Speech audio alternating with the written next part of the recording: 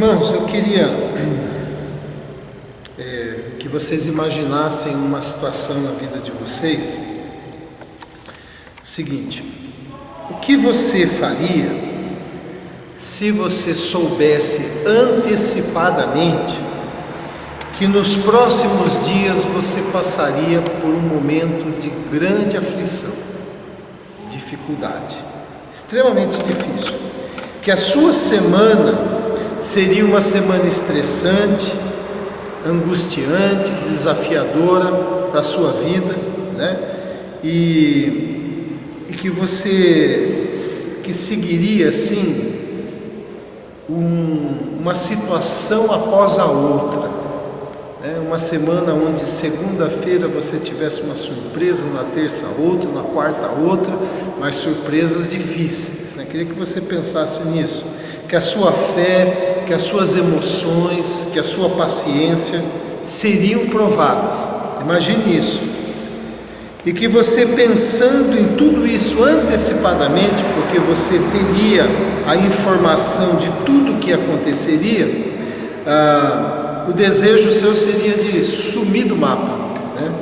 De fugir disso. Imagine que você não tivesse condições de fugir, que embora você sentindo a vontade de que isso não acontecesse, a vontade de sumir, você não teria condições de fazer isso. Você teria que passar por isso.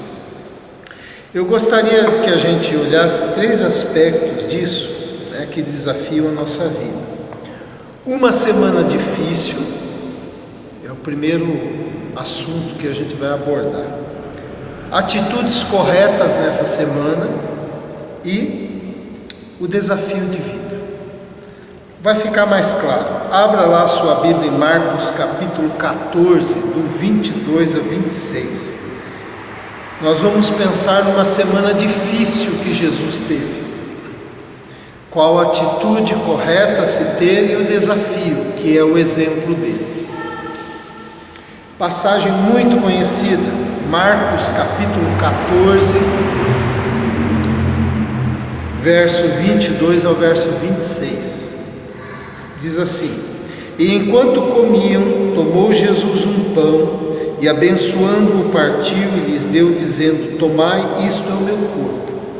A seguir tomou Jesus um cálice, e tendo dado graças, o deu aos seus discípulos, e todos beberam dele. Então lhes disse: Isto é o meu sangue, o sangue da nova aliança derramado em favor de muitos. Em verdade vos digo que jamais beberei do fruto da videira até aquele dia em que o hei beber novo no reino de Deus.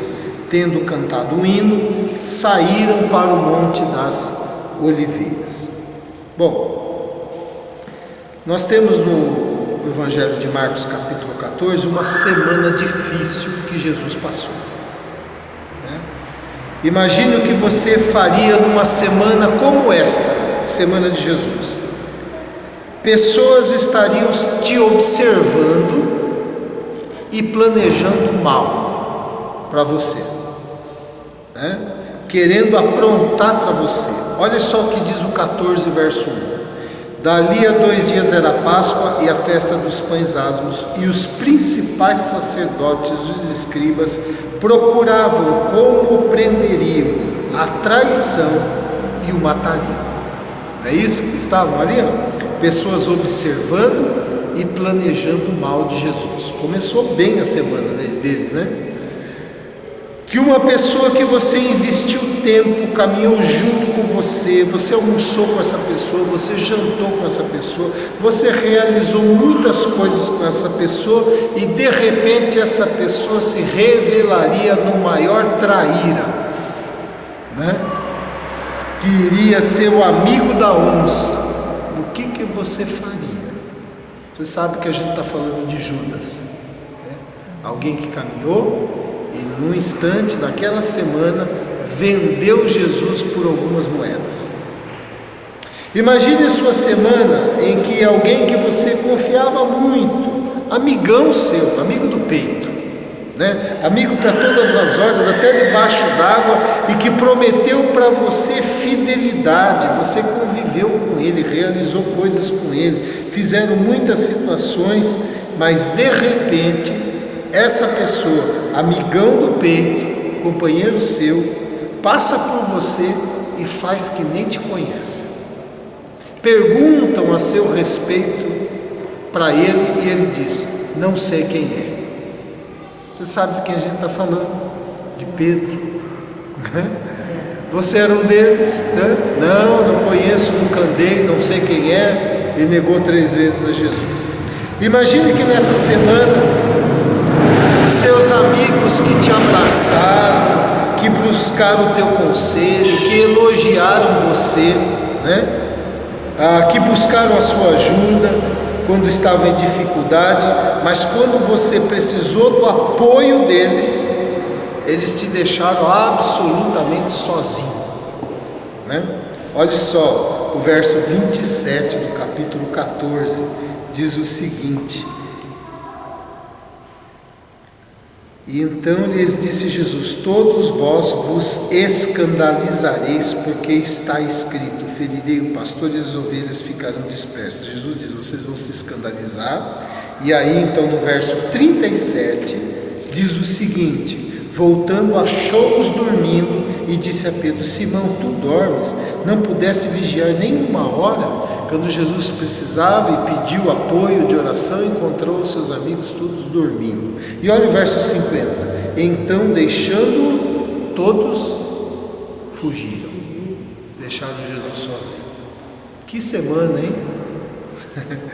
Mas não acabou não. Que a religião que você segue, ou a igreja que você serve, que você congrega, estabelece sobre você uma punição severa. Uma punição severa, uma disciplina extrema, sendo que você não tem culpa de nada, né? Imagine isso daí. O que você faria? Olha só, 14:53. E levaram Jesus ao sumo sacerdote, e reuniram-se todos os principais sacerdotes, os anciãos e os escribas. Então Jesus foi levado perante a igreja, perante aquela comunidade religiosa. Versos 64 e 65: ouvistes a blasfêmia, que vos parece? E todos o julgaram réu de morte. Puseram-se alguns a cuspir nele, a cobrir-lhe o rosto, a dar-lhe murros e a dizer-lhe: profetiza. E os guardas o tomaram a bofetadas. É isso? Pessoal da religião. Que semana, né? Pensou, Osmar?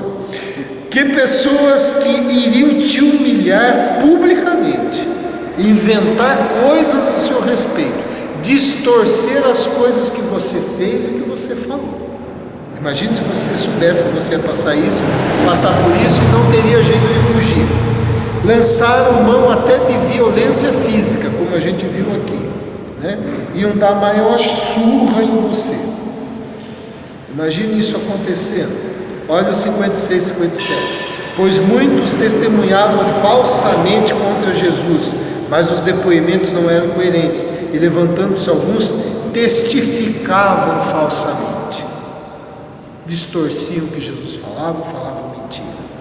Que a maioria das pessoas que você conheceu, e muitas daquilo que você nem sabe quem era, dariam razão, apoio a uma pessoa sem escrúpulos, sem moral, desprezando você e acolhendo um corrupto.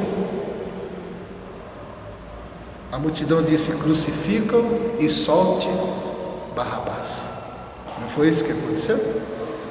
Então esta foi a semana de Jesus. Qual seria a sua atitude em relação à sua vida se você soubesse que teria uma semana desse tipo, antecipadamente, porque Jesus sabia antecipadamente de todas as coisas e não teria como fugir? O que nós faríamos? Qual seria a nossa atitude? Qual é o desafio que se apresenta para a nossa vida? Então, antes de falar da atitude de Jesus, que é o nosso exemplo, vamos ver algumas atitudes corretas que a palavra de Deus diz. Lá no Salmo 71, no verso 20 a 23, diz assim: Tu que me fizeste passar por muitas e duras tribulações, restaurarás a minha vida, e das profundezas da terra de novo me farás subir. Tu Tu me farás mais honrado e mais uma vez me consolarás. Eu te louvarei com a lira por tua fidelidade, ó meu Deus. Cantarei louvores a ti com harpa, ó Santo de Israel. Os meus lábios gritarão de alegria quando eu cantar louvores a ti, pois tu me remiste. Então, diante das aflições e dos dissabores que a gente passa, a gente percebe na palavra que nós somos chamados a louvar a Deus, né? No momento da dificuldade, não entrar na murmuração, na reclamação, no culpar a Deus, nem naquele sentimento de que nós somos o coitado da história, mas nós louvarmos o Senhor, não pelo que estamos passando, mas louvarmos a Deus, porque Deus é o nosso Deus, independente daquilo que a gente passe. Outra atitude que a Bíblia nos chama, no momento de dissabor e de aflição, é tomar uma postura de oração e de dependência do Senhor. Diz o Salmo 55, verso 16 e 17: Eu, porém, clamo a Deus, e o Senhor me salvará. À tarde, pela manhã e ao meio-dia, choro angustiado, e Ele ouve a minha voz. Não é isso? Então é um desafio, uma atitude correta diante da aflição, tomar uma postura de oração e depender do Senhor. A outra, Paulo vai falar lá em 2 Coríntios 1, do 9 ao 10, de fato já tínhamos sobre nós a sentença de morte, para que não confiássemos em nós mesmos, mas em Deus que ressuscita os mortos. Ele nos livrou e continuará nos livrando de tal perigo de morte. Nele temos colocado a nossa esperança de que continuará a livrar-nos enquanto vocês nos ajudam com as suas orações. O que Paulo está fazendo aqui no momento da dificuldade? Confiando na bondade do Senhor e se encorajando com as misericórdias passadas, né? Porque ele diz que Deus, que ele tinha sentença de morte, mas que Deus já tinha livrado no passado e continuaria livrando, né, no presente também. Então, uma atitude correta que nós somos desafiados é confiar na bondade do Senhor e tomar encorajamento diante daquilo que Deus já fez lá no passado. Quantas coisas Deus já fez lá no passado, que se nós lembrarmos, é um motivo de encorajamento para a gente hoje, né? E imitar a Cristo, como diz Pedro. Mas se vocês suportam o sofrimento por terem feito o bem, isso é louvável diante de Deus. Para isso vocês foram chamados, pois também Cristo sofreu no lugar de vocês, deixando-lhes exemplo, para que sigam os seus passos, né? Então, a outra atitude é seguir o exemplo de Jesus. Mas voltando então para esta semana difícil de Jesus, olha que interessante o que o Senhor Jesus fez nessa semana que a gente leu, que foi difícil para ele. Marcos 14, do 22 ao 26, que foi o texto que nós lemos, lá no verso 26 tem algo interessante. Olha só, Jesus diz assim: tomai isto é o meu corpo, que é partido por vós. Isso significa que Jesus tinha consciência que ele sofreria no físico, sim ou não? Não é isso? E depois ele diz: isto é o meu sangue, o sangue da nova aliança, que é derramado em favor de vocês. Isso significa que Jesus tinha consciência da morte dele. E o que ele fez no verso 26? Tendo a consciência que ia sofrer no físico e que iria morrer, cantou um hino. Olha que exemplo de Jesus.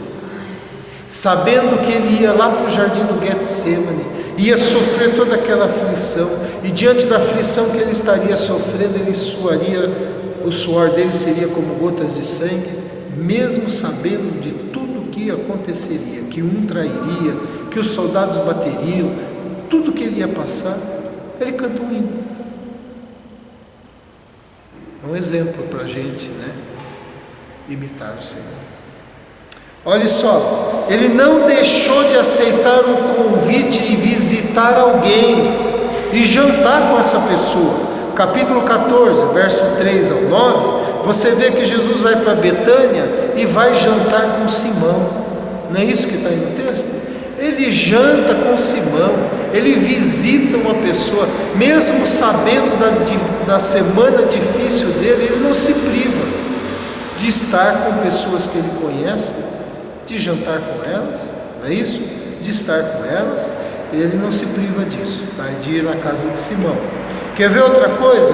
No verso 12 ao 16, ele não deixou de combinar um momento bom com os seus discípulos, não é isso? Ele manda preparar o cenáculo e montar uma ceia para estar junto com os seus discípulos. Ele queria, mesmo sabendo tudo que ele ia passar, ele não se privou de estar na companhia daqueles que andaram com ele e de jantar junto, de ter esse momento gostoso. Ele não se privou de cear com eles e nem de estar com alguém que ele sabia que não gostava dele. Olha o verso 18. Quando estavam à mesa e comiam, Jesus disse: em verdade vos digo que um dentre vós, o que come comigo, me trairá. Então veja só, Jesus pede para montar o salão, ter um momento de refeição, mesmo sabendo que entre eles havia um que iria trair. Se fosse a gente, capaz que eu vou lá. Trancava a porta, né? É isso, olha só o que Jesus fez no meio dessa semana difícil. Ele não deixou que a tristeza impedisse a sua comunhão com o Pai, porque ele vai para o jardim do Getsemane sofrer uma grande aflição. Mas ele fala assim, apesar dele saber que ele ia lá, que ele ia sofrer, que ia ser difícil, que o suor dele ia ser como gotas de sangue, mas ele não deixa de ir e não deixa de estar com o Pai. E às vezes a gente, por passar um aperto tão grande, uma aflição tão grande, a gente acha que por causa disso a gente nem deve orar, ou então não ora até mesmo como uma paga para Deus, por Deus ter permitido a gente passar, ou a gente perde a vontade da comunhão com Deus por aquilo que a gente está passando de ruim, né? Olha o outro exemplo de Jesus. Jesus não deixou de ajudar alguém mesmo quando estava no momento mais difícil e sendo traído. Lá no jardim do Getsemane, Judas chega e mostra para os soldados quem era para eles prenderem. Como é que ele mostrou isso para os soldados? Você lembra? Judas chega e dá um beijo no rosto de Jesus. Os soldados vêm, põem a mão em Jesus para prender, e diz os outros evangelhos que um dos discípulos, Pedro, cortou a orelha do soldado, chamado Malco. E o que Jesus faz? Pega a orelha do rapaz e cura o soldado. Não deixou de ajudar alguém mesmo quando estava no momento mais difícil. Então veja, olha, Jesus cantou um hino, não deixou de aceitar um convite e visitar alguém e jantar com essa pessoa, não deixou de combinar um momento junto com seus amigos, não se privou de cear com eles, nem de estar com alguém que ele sabia que não gostava dele, não deixou a tristeza impedir a comunhão com o Pai e não deixou de ajudar alguém mesmo no momento mais difícil. Olha quantas atitudes excelentes. Mesmo sabendo tudo o que aconteceria antecipadamente, mesmo conhecendo aquilo que estava no coração das pessoas, porque esse é um outro elemento que, graças a Deus, nós não sabemos. Jesus chegava diante de mim e já sabia o que estava no meu coração. Imagine se nós chegássemos perto das pessoas e já soubéssemos o que está no coração das pessoas. Se a gente já sofre porque acha que a pessoa olhou torto, porque acha que a pessoa não cumprimentou, imagine se a gente soubesse o que estava no coração da pessoa. Os nossos sofrimentos seriam muito maiores. E Jesus sabia, mas apesar de tudo isso, ele não se privou de rir, ele não se privou de chorar, ele não se privou de alegrar, ele não se privou de ser surpreendido. Imagine Jesus sendo Deus e conhecedor do coração de todas as pessoas, Jesus se surpreendia. Como é que pode? Aquele que sabe das coisas antes não fica surpreso, né? Mas Jesus, quando vê a fé do centurião, diz assim, ele ficou admirado e diz: nem Israel houve fé como esta. Jesus não se privava de ser surpreendido. Então, eu queria deixar essa mensagem aqui para os irmãos, para que a gente, diante das dificuldades que a gente passa, todos nós passamos, nós venhamos a manter a nossa confiança em Deus com uma atitude positiva, né? A gente passa pelas aflições, pelas dificuldades, mas com uma atitude positiva. Eu pergunto, Jesus passou uma semana extremamente difícil, sim ou não? Sim. Eu não quero uma semana dessa para mim. Jesus teve uma atitude positiva? Muito, né? Então esse é o nosso desafio. Então ele teve uma atitude positiva para com o Pai, porque ele buscou a comunhão. Ele teve uma atitude positiva para os que estavam à volta dele, ele visitou, ele, não é isso? Esteve ali, jantou junto, teve um momento de alegria. E ele teve uma atitude positiva para com a vida, né? Ele sabia que ia morrer, mas para com a vida, não se privando de desfrutar da vida, apesar do sofrimento que ele teve. Então essa mensagem é para que a gente não viva, mesmo tendo as nossas dificuldades, com o espírito pesado, né? O espírito pesado, privando a gente mesmo do direito à amizade, do direito de estar com outras pessoas, do direito de se alegrar, da surpresa, do viver. Porque às vezes a gente ainda, passando a dificuldade, a gente reduz tanto a nossa vida por causa disso, limita tanto a nossa vida de viver. Está tendo a dor, está tendo a dificuldade, não é para a gente ignorar, não, está mesmo, mas tem outras coisas boas acontecendo, tem pessoas ao nosso lado, tem circunstâncias que a gente pode desfrutar, e a gente às vezes fala, não vou sair, não vou, e vai se fechando, se privando da vida por causa de algo que a gente está passando, né? Não permitir que o nosso coração vá se transformando num coração duro, não permitir que o nosso coração vá ficando um coração frio, um coração carregado, é isso? Deixando de sonhar, e a gente vai se tornando uma pessoa ranzinza, né? Reclamona, murmuradora, porque a gente vai limitando a nossa vida. Eu queria deixar essa palavra, por quê? Porque é um desafio isso para a gente, sim ou não? É um desafio de vida. Nós vimos uma semana difícil de Jesus.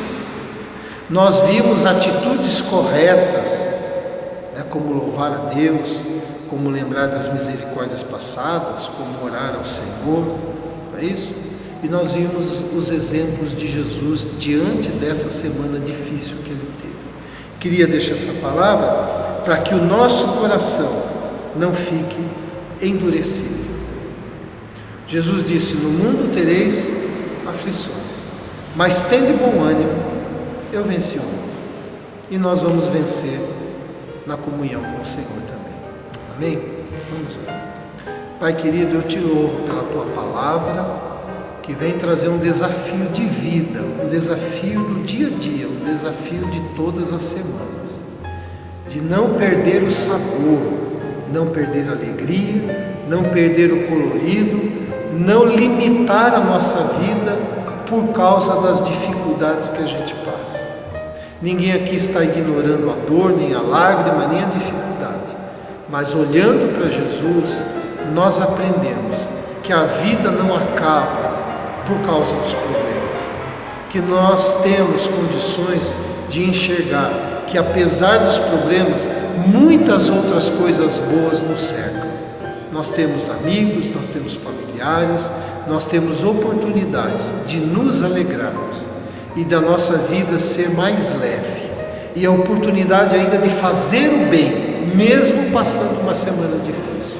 Que o exemplo de Jesus esteja, ó Pai, encontrando lugar no nosso coração, e que, como nós lemos em Pedro, possamos seguir os passos do Mestre, os passos do nosso Senhor, porque apesar de tudo que passou, Ele nunca perdeu o brilho da vida, nem a comunhão com o Pai, e nós queremos experimentar isso também.